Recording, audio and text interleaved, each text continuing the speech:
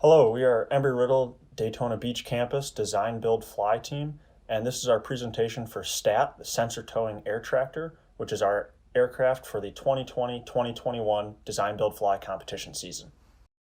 The primary design strategy of the STAT was to prioritize internal payload volume to accommodate sensor containers and provide flexibility to the sensor deployment and recovery mechanisms. Because of this massive fuselage, a conventional tail configuration was selected to provide ample stability and control authority. Twin motors free up space in the fuselage and provide a blown wing effect which greatly improves performance near stall conditions. A high-mounted wing provides lateral stability through the dihedral effect and moves structural components out of the payload bay. A high-maintenance landing gear mitigates sensor entanglement risks. A payload bay integrates a removable pallet for external container mounting. A bomb bay for sensor storage and deployment involves 3 folding supports that house the sensor during Mission 3 and fold for Mission 2. DBF rules dictate 200 watt-hours of LiPo battery capacity. Next, target power draw was calculated for 11 minutes of endurance. Several propellers were analyzed to meet the target power. Here, this plot shows the propeller efficiencies versus airspeed at 6,000 RPM. The higher pitched propellers were selected to allow for greater top speeds. This plot shows the endurance achieved by each propeller at Mission 2 and Mission 3 cruise speeds. The 15x11 propeller achieves the greatest endurance, but is not available in counter-rotating configuration, so the 15x10 propeller was selected.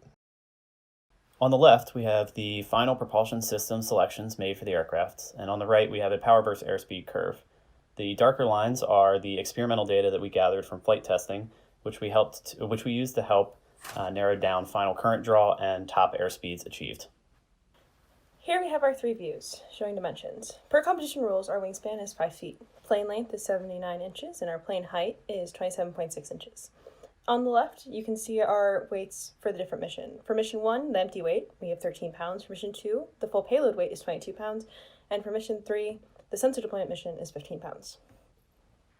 Here's an exploded view of our aircraft. Note that all the tail components and wings are removable for ease of transportation and assembly at competition. The sensor package is loaded on the installation pallet, and this is for ease of loading in the ground mission. Also note that the removable nose results in quick and efficient loading.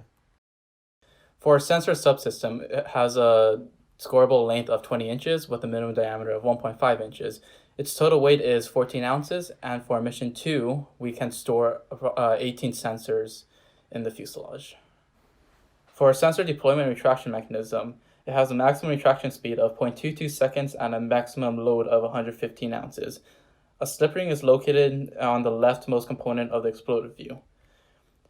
This slip ring controls the sensor lights through a coax cable, which connects to our receiver pack with our Arduino on board the sensor, which then switches the LEDs on and off. Our team operates on an iterative design and manufacturing process. Here, playing on the left, we have the first iteration of our sensor deployment mechanism.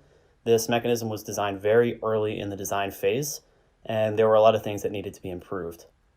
On the right, we have iteration 2, which is where we made a lot of significant and very detailed changes to make the system more reliable.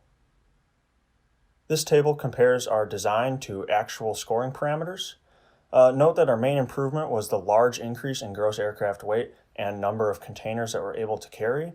Although this resulted in a reduced sensor weight, it overall increased our competition score.